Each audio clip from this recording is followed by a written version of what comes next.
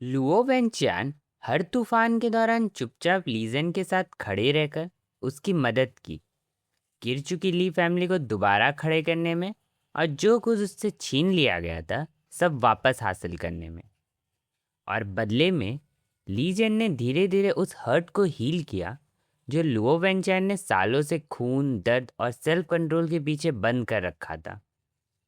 उनका रिश्ता अडल्टहुड में नहीं शुरू हुआ था, बहुत पहले ही चाइल्डहुड में उनके लव के बीज बो दिए गए थे। सालों पहले जब लुओ वेंचैन कमजोर, बेबस और किस्मत से ठुकराया हुआ था, तब यंग लीजेंड ने उसकी तरफ दोस्ती और नर्म दिल से हाथ बढ़ाया था। वही छोटी सी वार्म लुओ वेंचैन के दिल में सालों तक दबी रही और नफरत और बदले के रास्ते पर चलने के बाद भी वही एक रोशनी थी जिससे वो कभी भूल नहीं पाया। जब वो अडल्टहुड में दोबारा मिले तब दोनों पहले जैसे नहीं रहे थे। लुओ वेंचान अपने ब्लड फ्यूड का बोझ उठा रहा था और क्यूजू के आइडेंटिटी के पीछे खुद को छुपा कर रखा था, ठंड, सतर्क और अपने फैमिली के विनाश का दर्द लिए हुए। वहीं लीजन भी अपने घर के टूटने का दर्द झेल चुकी थी, फिर भी वो मजबूत और कभी ना हार मानने वाली वुमेन बनी रही। शुरू में दोनों सिर्फ एलाइज की तरह एक दूसरे के साथ खड़े थे, लेकिन अनेक कन्फ्रंटेशन, प्रोटेक्शन और बिना वर्ड्स वाली अंडरस्टैंडिंग के थ्रू धीरे धीरे वह एक दूसरे का सहारा बन गए। सच तो यह था कि लीजेंड ने क्विजू की असली आइडेंटिटी बहुत पहले ही पहचान ली थी। पहला क्लू था उसके पास से आने वाली रोज इंक की हल्की सी खुशबू, एक ऐसी फ्रेगनेंस जो लीजेंड बहुत अच्छी तरह जानती थी, क्योंकि सालों पहले वह स्पेशल इंक उसने खुद लुओ वेंचैन को गिफ्ट की थी। उस पल से लीजेंड के दिल में शक पैदा हो गया था। बाद में लुओ फैमिली फार्म के छोटे से हट के बाहर लीजेंड ने क्विजी को अकेले बैठा देखा। वो चुपचाप पुरानी जगह को उदासी भरी नजरों से देख रहा था। तब लीजेंड ने पूरी तरह सच जान लिया। उसके सामने खड़ा आदमी और कोई नहीं है, बल्कि लुओ वेंचियान ही था, जो अपनी डाउनफॉल के बाद आइडेंटिटी छुपा कर जी रहा था। लेकिन लीजेंड ने कभी भी उसकी सच एक्सपोज नहीं की, क्योंकि लीजेंड अच्छी तरह समझती थी कि लुओ वेंचियान कितने खतरे में है। अगर सच सामने आ जाता तो उसकी जान और ज़्यादा डेंजर में पड़ जाती। इसलिए लीजेंड ने सवाल करने के बजाय चुपचाप उसके राज संभाल कर रखा। उस दिन के बाद दोनों के बीच एक परफेक्ट अनस्पोकन अंडरस्टैंडिंग बन गई।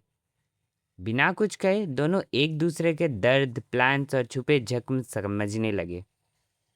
चुपके से हाथ मिलाकर वो करप्ट टियान फैमिली के खिलाफ साथ लड़े, पुराने हिसाब चुकाए और धीरे धीरे लुओ फैमिली की रिस्पेक्ट वापस हासिल की। ये कभी सिर्फ एक इंसान के दूसरे को बचाने की कहानी नहीं थी, यह एक ऐसी लव स्टोरी थी जहाँ दोनों अंधेरे में एक दूसरे की तरफ बराबर कदम बढ़ा रहे थे, एक म्यूचुअल सैल्वेशन। जब लुओ वेंचन बदले की आग में जल रहा था, तब लीजन वो वार्मथ बनी जो उस इंसान को बनाए रखी।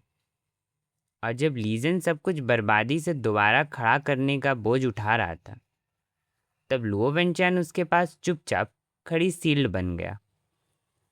निराशा में दोनों एक दूसरे की ताकत बने, अकेलेपन में दोनों एक दूसरे का घर बन गए। लेकिन सुकून ज़्यादा देर तक टिक नहीं सका।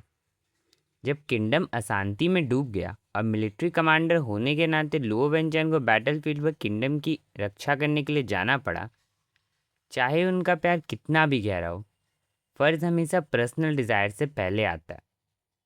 आंखों में आंसू रोककर लीजेंड ने उस आदमी को जंग के लिए जाते देखा जिससे वो सबसे ज्यादा प्यार करती थी। आखिर में जो इमोशन लीजेंड कह नहीं पाई, वो एक प्रॉमिस बनकर रह गई। मैं लोअर रेसिडेंस में तुम्हारा इंतजार करूंगी जब तक तुम वापस नहीं आ जाते। और फिर लीजेंड ने इंतजार किया।